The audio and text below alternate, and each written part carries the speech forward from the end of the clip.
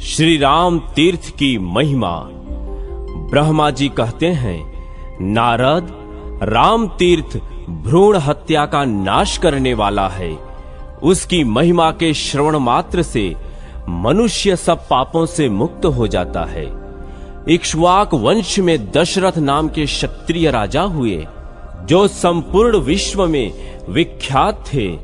वे इंद्र की ही भांति बलवान, बुद्धिमान और शूरवीर थे तथा बल की भांति अपने पिता पितामहों के राज्य का पालन करते थे।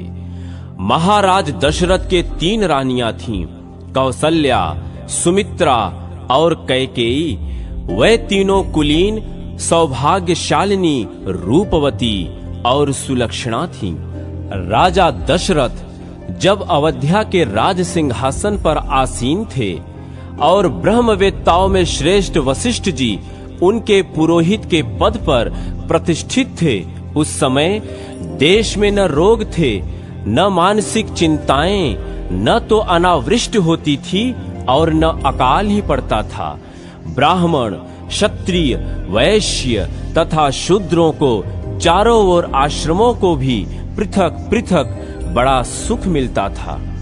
एक समय की बात है, देवताओं और दानवों में राज्य के लिए युद्ध छिड़ गया।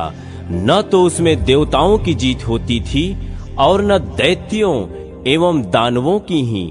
वह युद्ध कई दिनों तक लगातार चलता रहा। इसी बीच में आकाशवाणी हुई, राजा दशरथ जिनका पक्ष ग्रहण करेंगे वे ही होंगे विजयी, दूसरे नहीं। यह सुनकर देवता और दानव दोनों अपनी विजय के लिए राजा के पास चले गए। देवताओं की ओर से वायु शीघ्र जा पहुंचे और राजा से बोले, महाराज, देव दानव संग्राम में आपको चलना चाहिए। वहां यह आकाशवाणी सुनाई दी है कि जिस ओर राजा दशरथ रहेंगे उसी पक्ष की जीत होगी। अतः आप देवताओं का पक्ष ग्रहण कीजिए, जिससे देवता विजयी हों। वायु की यह बात सुनकर राजा दशरथ ने कहा, वायुदेव, आप सुखपूर्वक पधारें, मैं अवश्य चलूंगा। वायु के चले जाने पर दैत्यगण राजा के पास आए और बोले, भगवान, हमारी सहायता कीजिए। महाराज, विजय आप पर ही अवलंबित है, अतः आप दैत्य राज की सहायता करें।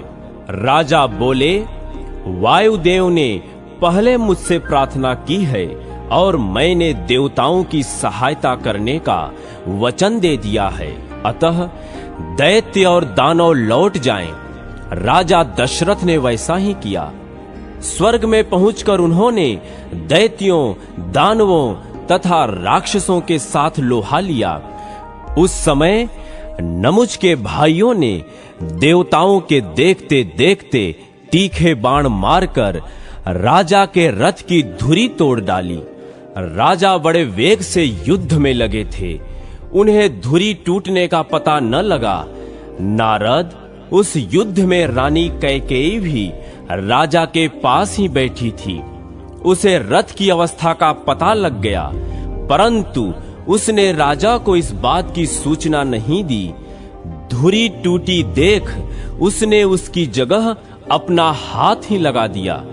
यह बड़ा अद्भुत कार्य था।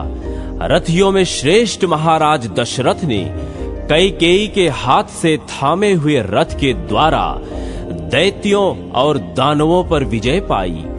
फिर देवताओं से अनेक वर पाकर उनकी अनुमति ले वे पुनः अयोध्या लौट आए। आते समय मार्ग के बीच में जब महाराज दशरथ ने अपनी प्रिया कैकेयी की ओर दृष्टिपात किया, तब उसका वह साहसपूर्ण कार्य देखकर उन्हें बड़ा विस्मय हुआ। नारद, इस कार्य से प्रसन्न होकर राजा ने कैकेयी को वर दिए।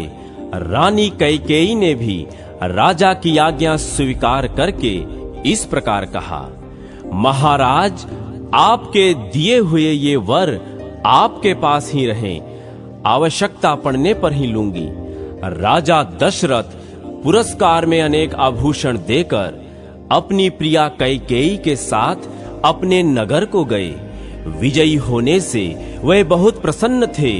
तदनंतर बहुत समय के बाद मुनीश्वर ऋष्य श्रृंग की कृपा से देवताओं की कार्य सिद्धि के लिए राजा दशरथ के 4 देवोपम पुत्र हुए। कौसल्या से राम, कैकेयी से बुद्धिमानों में श्रेष्ठ भरत तथा सुमित्रा से लक्ष्मण और शत्रुघ्न हुए। वे सभी पुत्र बुद्धिमान, प्रिय तथा राजा के आज्ञाकारी थे। एक बार महर्षि विश्वामित्र आए और उन्होंने यज्ञ की रक्षा के लिए राजा से राम और लक्ष्मण को मांगा।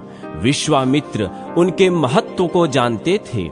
राजा दशरथ बोले, मुने, इस बुढ़ापे में किसी तरह देव योग से मेरे ये बालक उत्पन्न हुए हैं, जो मेरे मन को आनंद देने वाले हैं। मैं अपना शरीर और यह राज्य दे दूंगा, किंतु इन पुत्रों को न दे सकूंगा। उस समय वशिष्ठ ने राजा दशरथ से कहा, राजन, रघुवंशियों ने किसी की प्रार्थना को ठुकराना नहीं सीखा है। उनके यों कहने पर राजा ने किसी तरह श्री राम और लक्ष्मण से कहा, पुत्रों, तुम ब्रह्म ऋषि विश्वामित्र के यज्ञ की रक्षा करो। यों कहकर उन्होंने अपने दोनों पुत्र विश्वामित्र जी को सौंप दिए। राम और लक्ष्मण ने बहुत अच्छा कहकर राजा दशरथ को नमस्कार किया और यज्ञ की रक्षा के लिए विश्वामित्र जी के साथ प्रसन्नता पूर्वक चल दिए।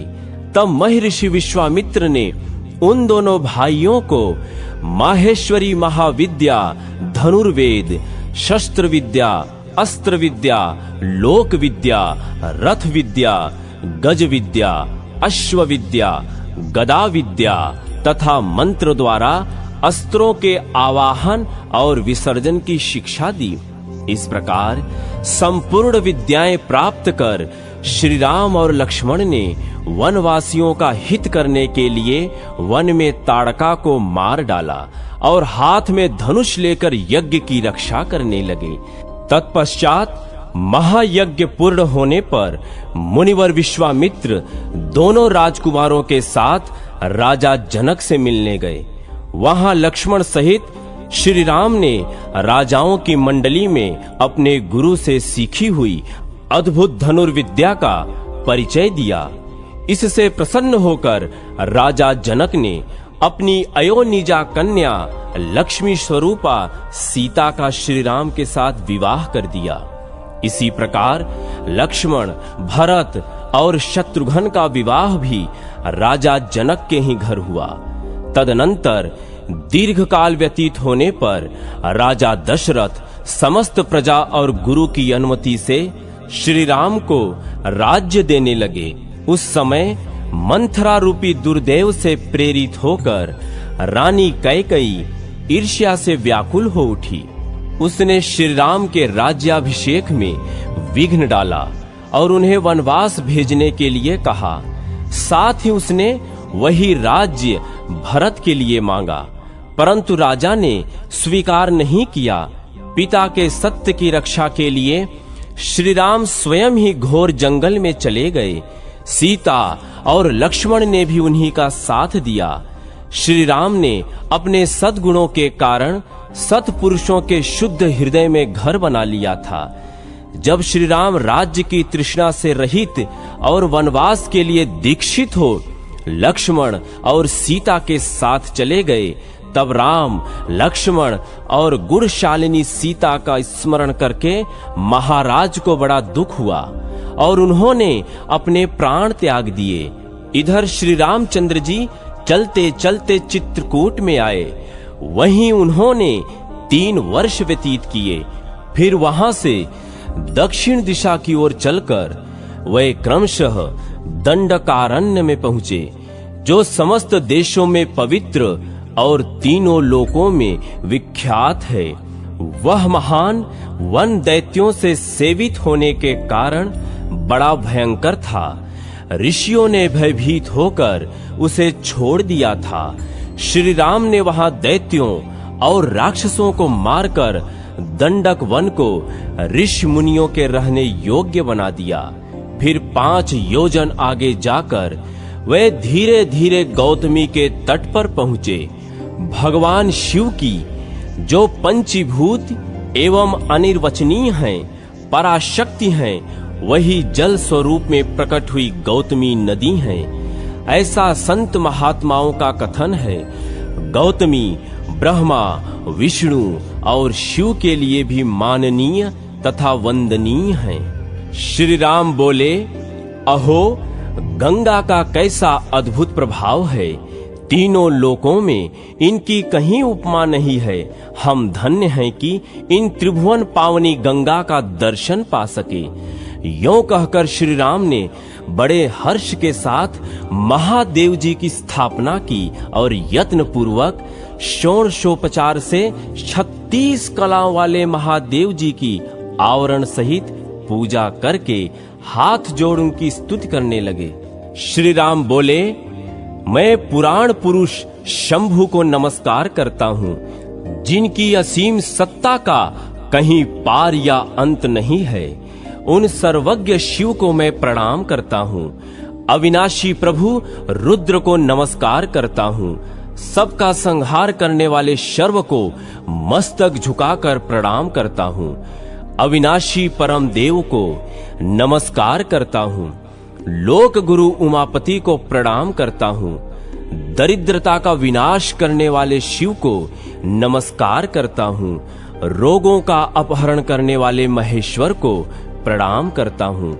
जिनका रूप चिंतन का विषय नहीं है, उन कल्याणमय शिव को नमस्कार करता हूँ। विश्व की उत्पत्ति के बीजभूत भगवान भव को प्रणाम करता हूँ।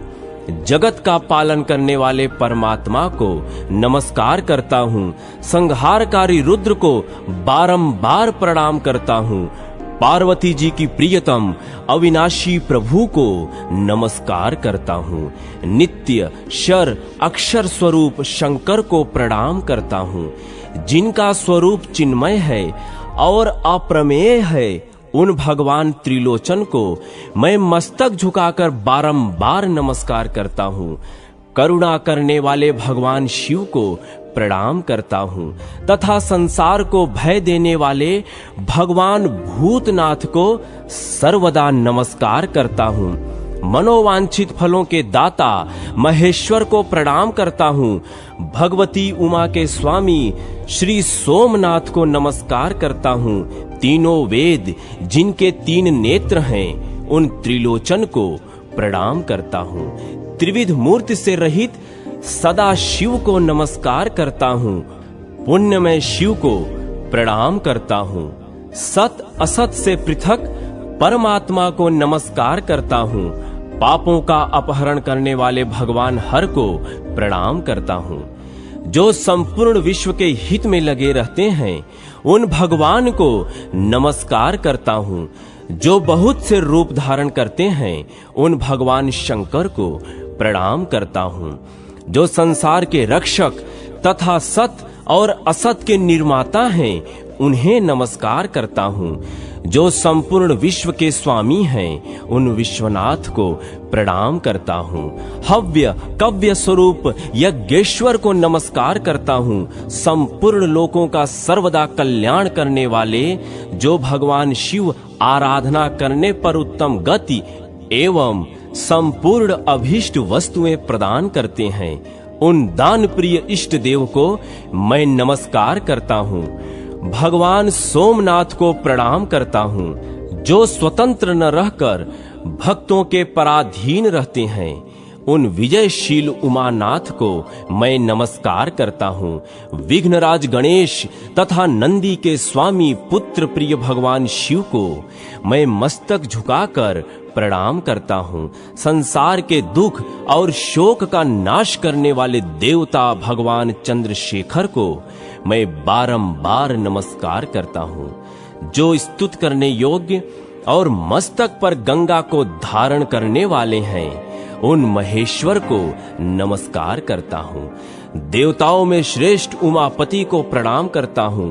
ब्रह्मा आदि ईश्वर, इंद्र आदि देवता तथा असुर भी जिनके चरण कमलों की पूजा करते हैं, उन भगवान को मैं नमस्कार करता हूँ, जिन्होंने पार्वती देवी के मुख से निकलने वाले वचनों पर दृष्टिपात करने के लिए मानो 3 नेत्र धारण कर रखे हैं। उन भगवान को सत सत प्रणाम करता हूँ।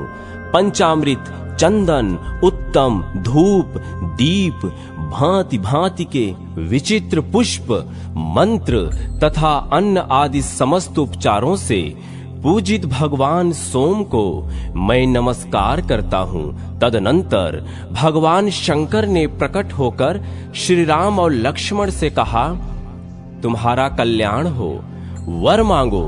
श्री राम बोले, सुरश्रेष्ठ महेश्वर, जो लोग स्तोत्र के द्वारा भक्ति पूर्वक आपकी स्तुति करें, उनके संपूर्ण कार्य सिद्ध हो जाएं। शंभो, जिनके पितर नरक के समुद्र में डूबे हों, उनके वे पितर यहाँ पिंड आदि देने से पवित्र हो स्वर्गलोक में चले जाएं। जन्म भर के कमाए हुए मानसिक, वाचिक और शारीरिक पाप यहाँ स्नान करने मात्र से तत्काल नष्ट हो जाएं। जो लोग यहाँ याचकों को भक्ति पूर्वक थोड़ा भी दान दे, वह सब अक्षय होकर दाताओं के लिए उत्तम फल देने वाला हो।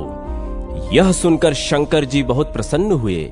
उन्होंने एवं मस्तु कहकर श्री रामचंद्र की बात का अनुमोदन किया। सुरश्रेष्ठ, भगवान शिव के अंतर्धान हो जाने पर श्री राम अपने अनुगामियों के साथ धीरे धीरे उस प्रदेश में गए जहां से गोदावरी नदी प्रकट हुई है। तब से वह तीर्थ श्री राम तीर्थ के नाम से प्रसिद्ध हुआ। जहां लक्ष्मण ने स्नान और शंकर का पूजन किया, वह लक्ष्मण तीर्थ के नाम से प्रसिद्ध हुआ। और जहां सीता ने स्नानादि किया, वह सीता तीर्थ के नाम से कहलाया। सीता तीर्थ नाना प्रकार की समस्त पाप राशि को निर्मूल करने में समर्थ हैं। जिसके चरणों से त्रिभुवन पावनी गंगा प्रकट हुई, उन्होंने ही जहां स्नान किया, उस तीर्थ की विशिष्टता के विषय में क्या कहा जा सकता है। अतः श्री राम तीर्थ के समान कहीं कोई भी तीर्थ नहीं है।